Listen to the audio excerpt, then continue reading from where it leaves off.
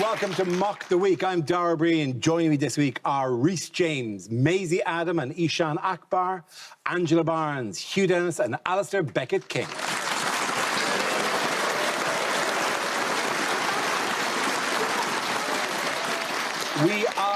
We hope at coming towards the end of COVID restrictions. Nonetheless, for safety, we're still encased in perspex between each panellist here, and our audience are, as ever, a virtual audience. You can see them there in their lovely homes. Well, some lovely.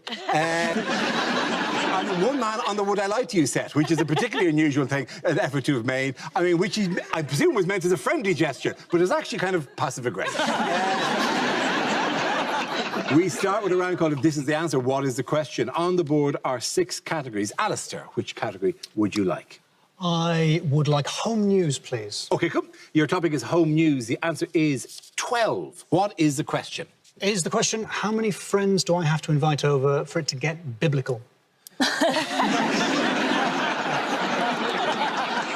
it rounded up to the nearest dozen? How many votes did Lawrence Fox get in the mayoral election? Is it on a scale of 1 to 10, how embarrassed was I when I had to ask a bigger boy to take the lid off my protein powder? This is, including my family of 4, this is the population of the dip. Is it after how many sessions did I have to tell my dad that he didn't need to do my backsack and crack? He's shocked. No, it's not that. Is it how many seconds did I last in Dragon's Den pitching my idea, stab-proof denim shorts? Is it the number of times a minute someone sees me, says it, and gets it sorted? Is it when Keir Starmer says he takes full responsibility, how many people does he actually blame? Is it at what age did I go home from my friend's house embarrassed after misunderstanding the term jam session? Dara, you are the mathematician. Yes. Is it quite simply how many ounces in a kilometre?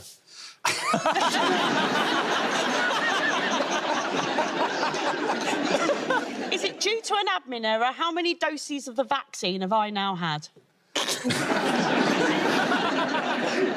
Is it Does anyone have the correct answer? Yeah. Is it how many people have been fully vaccinated in Europe? Until what age did I think cats were female dogs? I can understand that. I can absolutely understand that. I think I might have thought the same thing. Hugh, I was joking. I knew they were a different animal. I'm not an idiot, mate. Does anyone have the correct answer? The correct answer is how many travel destinations are on the new government green list? Absolutely. Thank you very much, Hugh. Yeah. For the correct answer. Yes, question I was looking for was, how many places is the government adding to its green list of destinations that people can return from quarantine-free? This news that on Monday, the government announced 12 specific countries and overseas territories that won't require travellers to quarantine upon their return to the UK, although many of those places still have restrictions in place for travellers. It's an exciting situation where the government has basically said, you can come from those places, but you can't go there. Portugal's on the green list, but Portugal are currently not permitting people from the UK. So it's very much sort of got the energy of when your mum used to be like, go and play with the kids on the street. And you're like, they've made it explicitly clear they don't want to play with me. Why would we need to go to Portugal the same week they're reopening Nando's? Also, you can see that the Falklands will turn into Benidorm by August. There'll be like loads of hen do's and stag do's. That place would not have seen as many shots since 1982. Don't joke about the Falklands, mate. Let me check my watch. You're a bit like, whoa, too soon for the Falklands material. I think the confusing thing about the colour coding is it's like traffic lights. So there's a green list and there's an amber list and there's a red list. And what that means is you can't go to the country on the red list unless you're a cyclist. I I looked. I wanted to book a holiday to South Sandwich because I had to cancel my holiday to North Sandwich. So I looked up flights, and there are no flights. Not that they're fully booked. There are physically no flights going to. So they've literally, it's just a hustle from the government, isn't it, to just say we can go on holiday, but a list of places that basically don't exist. Soon, like, everyone's angry. There's only 12. Soon they're going to go. OK, we've heard you. We're adding some to the green list. You can now go to the Bermuda Triangle, Mordor, and Balamory. I think what it is, it's got nothing to do with science or reciprocal agreements or anything like that. I think Boris has just Googled which countries have the most lax bigamy laws. I asked my girlfriend if she wanted to go to South Sandwich, and she said it wasn't my birthday yet. Oh. Why do I keep getting old? Ishan, that's weird. I asked your girlfriend if she wanted to go. It is a bit like when your partner gives you, like, a freebie list of, like, celebrities you can sleep with, but the celebrity hasn't agreed to it. The celebrity is Brunei. It's like being told that you can have sex with Roy Cropper from Coronation Street and then being turned down by Roy Cropper. All eyes now are on which other countries are going to join this green list. That's what everybody's looking for. Yeah. And I can't help but think that with the lack of Eurovision last year, that's how we should announce it. Like, Grant Shapps should just come onto the COVID briefings and be like, the UK gives green status to Gibraltar! And we all sort of applaud. And in true Eurovision style, all the other countries completely sack us off. I think a lot of politics makes a lot more sense when you realise that world wars also run on Eurovision rules. So because we won the last one, we have to host the next one. That's where things are going. What, however, in the spirit of opening these things out, what will we be able to do with our friends and family for Monday? We can have a pint indoors. You can have a pint. I'm so excited. It's been so embarrassing going to the pub and asking if I can have my pint served warm. I'm not looking forward to the pubs opening because I don't drink alcohol. It's not. I know it's not a cool thing to say, but I don't. You're a better Muslim than me. Yeah. Cracking beard, no alcohol. I'm way out in the lead. Yeah. I don't think anyone was watching this going, what a good Muslim he is. I've integrated, what can I tell you? I don't think anyone goes, you know what, every week I pick my favourite Muslim on Mock the Week.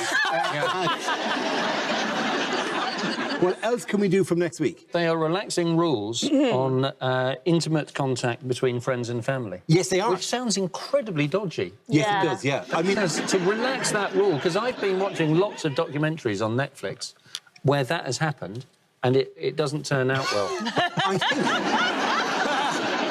I would say that a lot of the rules about intimate contact with friends and family, they predate COVID. They've been there for a while.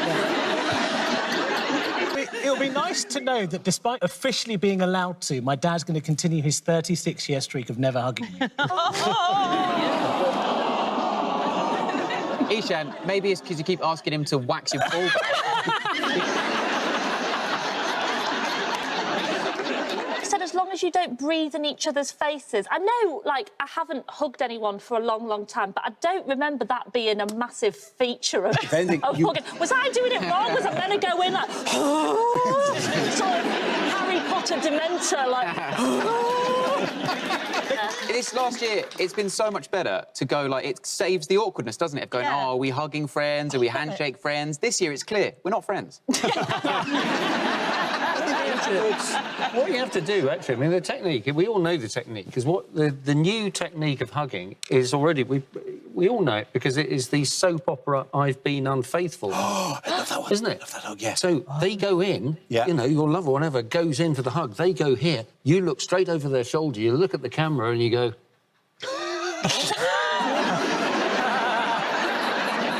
Yeah, I agree, actually. I mean, I'm not on board with the hugger as a personality type. You know, people who call themselves a hugger is just so creepy. Yeah, OK, that's creepy. You know, like, I like hugs, I just don't like huggers. You're not You know, in the same way that I like dogs. There's also instructions in this. Don't look at someone, and then it says, don't hug everyone. Now, that's mad, isn't it? You're not going to hug. You're not going to walk down the street hugging everyone. That's You would be totally my plan. arrested. That's totally my plan for Monday. It also that implies is, that- I will be roaming London like a bear, which I do anyway, to be honest. Go back down. I've seen you walking around. You walk around like Winnie the Pooh, don't you? Just grabbing honey. You're always wearing a T-shirt but no trousers. Just wander around. thing is, though, they're saying you've got to practice caution and restraint. That's the language in it. Caution and restraint. And there will be people who still aren't really comfortable and they don't feel safe yet. So the trick is, I think, right, so that people feel safe when you're hugging them, that they're fine, is just when you're holding them tight and their head's there next to yours, just lean into their ear and just say, and remember, I'm really restraining myself at the moment. That's what the government have told us to do. I think it's simpler than that. All you need to do, for those of us who aren't that keen on being hugged, all you need to do is just for the first few weeks of hugs being legal, also legalise stabbing. Wow. Everyone's got the hang of it. Angela, in which case, I've got a business idea for you. Have you heard of stab-proof denim shorts? Funny enough, Reece, I'm not that worried about people hugging me in the shorts region. OK, at the end of that round, the points go to Angela, Hugh and Alistair. Now we play a round called Yippee-Ki-Yay, Mother Hugger. This round involves Alistair and Ishan, so if you could make your way to the performance area, please. This round is a stand-up challenge. I launch a wheel of news, and wherever it chooses to stop, one of our performers must step forward and talk about that subject. OK, here we go. Our first topic, please. Let's spin the wheel. And the topic is exercise. Who wants to command that? I'll take this one.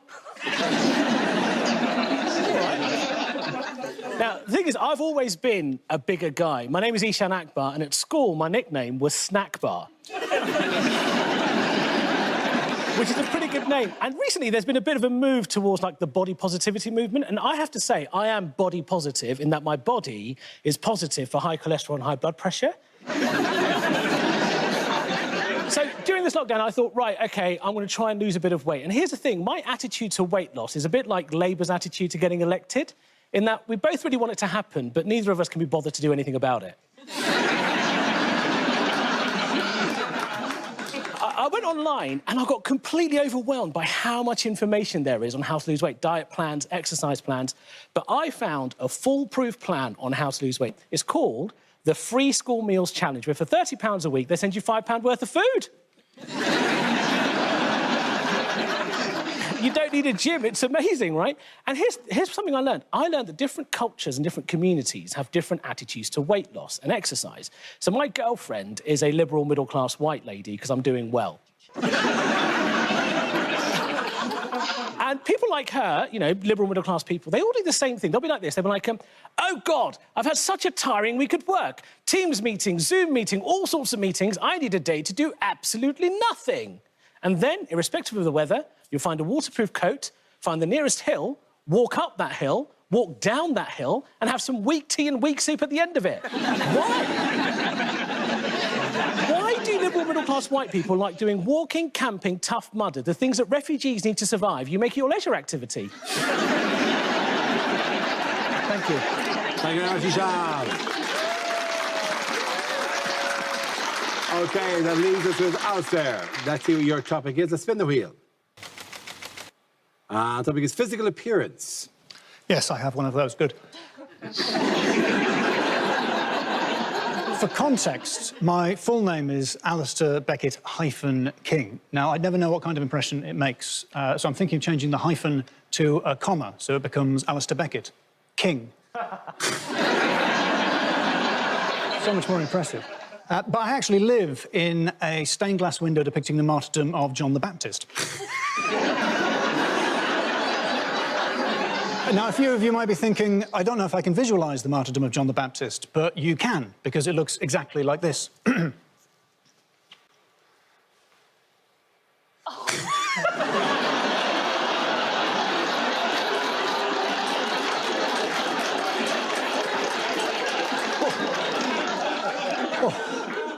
That's right, I'm Britain's leading New Testament impersonator. Congratulations. But people will ask you that question, have you found Jesus? Have you found Jesus? They say it can be difficult to find Jesus. And this confuses me because in my experience, he's usually right in the middle of the paintings, you know? Slap bang in the centre. If you're struggling, I'm going to give you a bit of advice. What you want to be looking for is, like a guy, probably wearing white, raising one hand as if to say, yeah, I'm Jesus. You know, This guy, right? If that isn't enough for you, don't worry. There'll be other clues. There are like up to 12 other guys, really well-drawn robes and beards, all going, oh, look, it's Jesus. Who's that guy? Sometimes Doubting Thomas is there, getting a poke at the wound, you know? Doubting Thomas, or as I call him, sensibly waiting for empirical evidence Thomas, getting a poke. All I'm trying to get at is the whole of Western Christian art is a much easier version of Where's Wally? But let's be serious. You know, I would never compare me to Jesus, although a lot of builders have, because, well, I don't look like Jesus. Let's be sensible. I don't look like Jesus because I'm white, whereas Jesus was imaginary. So apologies to any Christians for whom I've spoiled the surprise. I'm sorry. Okay, again like that, the points go to Alistair. Come back, sit down.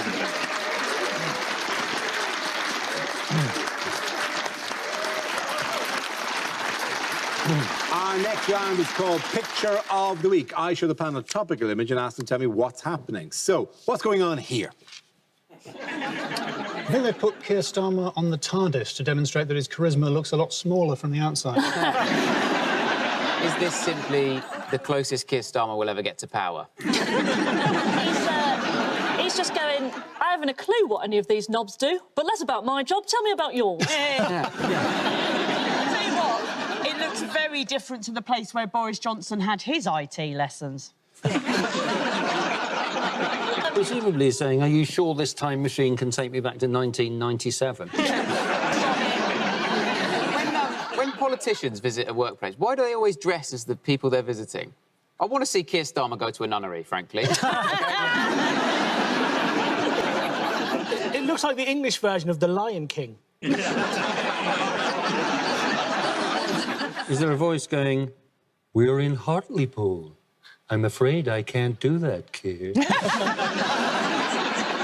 think he's considering distracting people from the election results by doing a Chernobyl.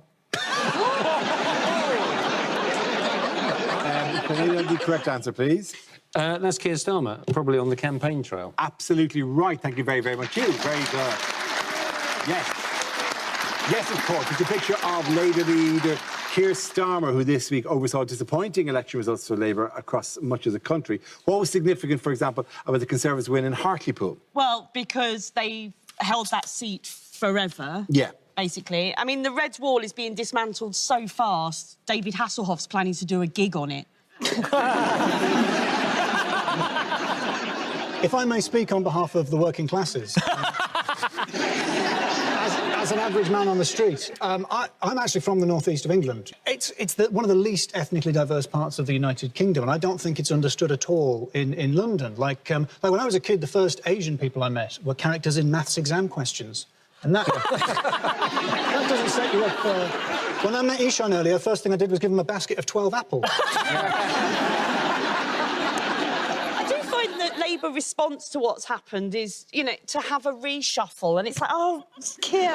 The idea of reshuffle is a great idea. It's a great policy. You see this in all sorts of lines of work when things like when a football manager, right, if something's going wrong on the football pitch, always you see it. He puts the striker in goal for a bit for a new perspective. It's Particularly like the way that he essentially seemed to have fired Angela Rayner.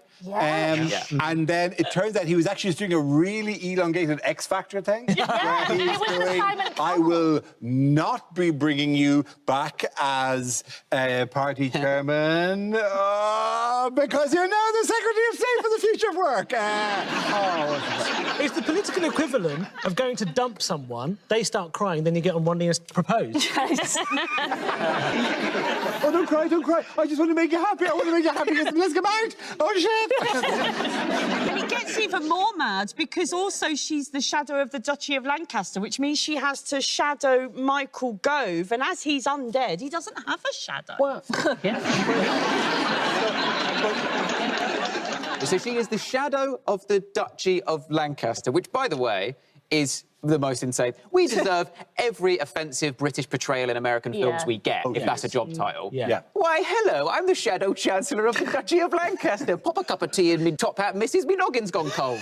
It's ridiculous. Why is that a phrase that is an actual job that runs this country? But she's that, right? That most old-fashioned thing I've ever heard. And she's the Shadow Chancellor of the future of work. She is this old medieval thing and something from the future. It's like she's been told she's got to run the TikTok account for Stonehenge. I control the robot jousting tournament. She's been out on the campaign trail, and people have sort of been making fun of the way she dresses, which is just like an ordinary woman, as far as I could tell. I get that you have to dress for the job you want, which is why my dream is to be a magician on a ferry. But... I can't see this now. Been practicing my card tricks, I'll show you later. If you ask me, the only time a woman's dressed inappropriately is if she's wearing a dress without pockets. But this was... The idea that posh people can make fun of how working-class people dress when posh people invented fencing, a sport which is basically a knife fight while you're dressed as a sexy beekeeper. Yeah.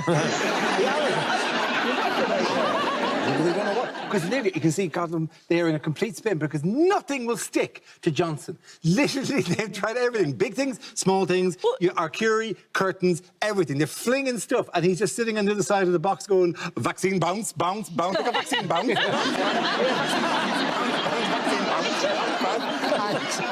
Nothing will stick to it. So Teflon, like it doesn't. Like there's so many skeletons in his closet, and we don't even get upset enough when we find out he's made us pay for the closet. End of that round. Can we give the points to Ishan, Maisie, and Reese, please? Now we come to scenes we'd like to see, so if everyone can make their way over to the performance area, please. I'll read out this week's topics, and then we'll see what our panelists can come up with. OK. The first subject is things a sports commentator would never say. Murray passes it to Djokovic, passes it to Murray, passes it to Djokovic, passes it to... God, this is predictable, isn't it? Bloody hell. You're watching The Caber Toss, and I'm joined by Scotland's leading retired tosser, Alex Salmond. And Hamilton finishes the first lap, and he's on to the second lap. He is nailing it in his new job as a lap dancer. Oh, he has driven that 200 yards into some trees, and that is the worst penalty I've ever seen. Federer, 40 love. Federer, you're 40 love. Retire. Think of your name. He was disqualified yesterday after submitting a urine sample. The urine was clean, it's just no one had asked for one. Well, the referee is getting abuse, and that's not good to see. But now he's going to the monitor, the wanker. And the crowd is chanting 1-0, 1-0, 1-0, 1-0, which is 170 in binary. And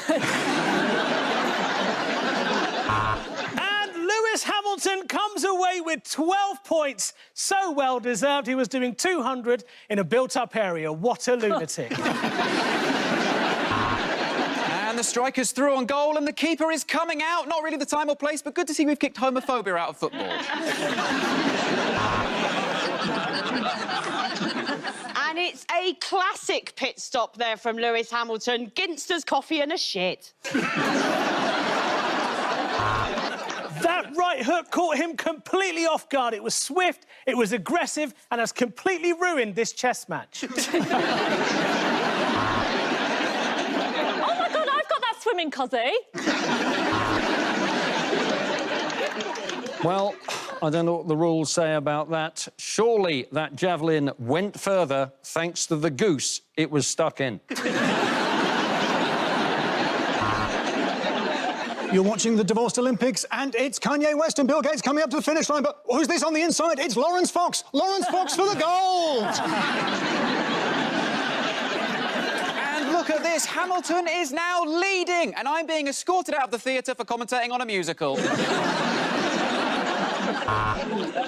And now we have the final of the Olympic 100 metres for men.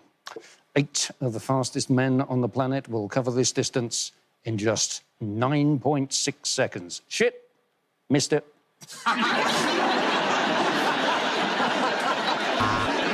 The next topic is unlikely things to hear in the government COVID briefing.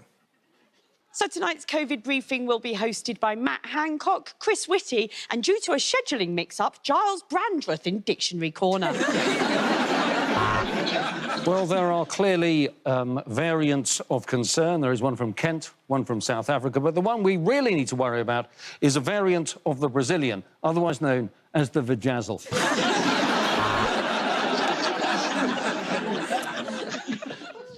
Sorry.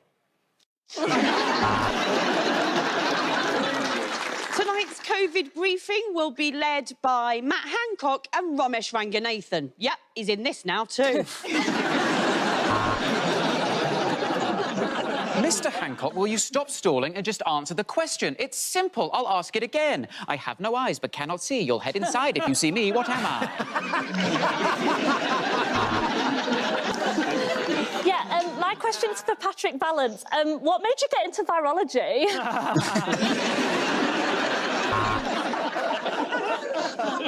Due to an administrative mix-up today, can I please urge everyone who was inoculated with the Tizer to return to the vaccination?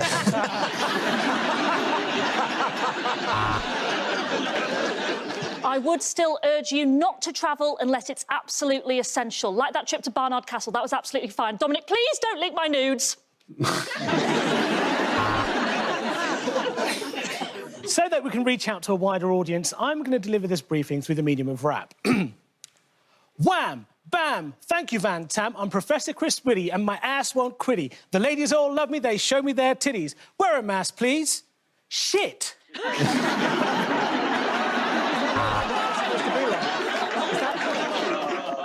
The vaccine needs to be stored at -70 degrees, so obviously that needs specialised fridges, industrial freezers, or the yawning void where Priti Patel's heart should be.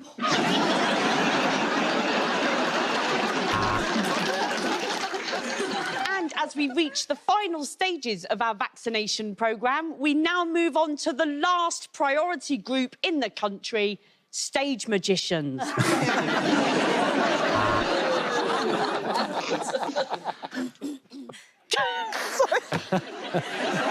I wish I could beatbox. I would if I could. I've got this right. In order to reach a wider audience... Go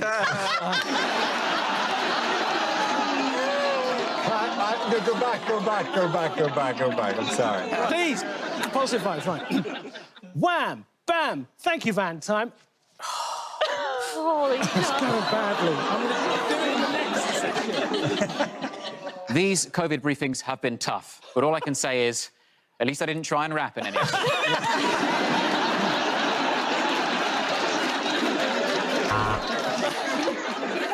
And now, Chris Whitty and Matt Hancock will dance the American Smooth.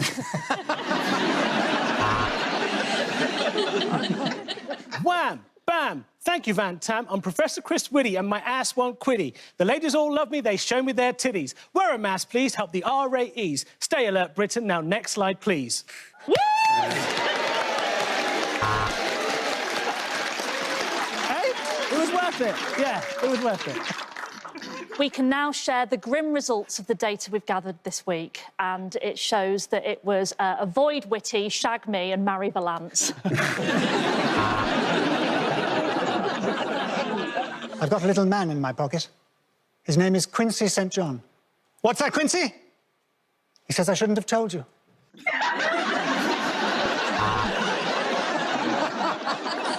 Well, that's it from me, Specky and Slaphead. I've been Boris Johnson. See you tomorrow. Yes, that sounds like a question for our Chief Medical Officer, Chris Whitty. So, Chris, I think we're all wondering, why is it impossible to poo without weeing? Okay, at the end of that round, the points go to Isha, Maisie and Reese.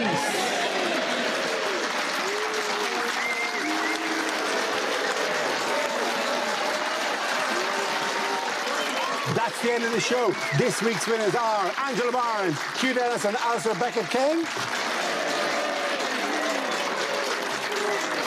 Commiserations to Rhys James, Maisie Adam and Ishan Akbar.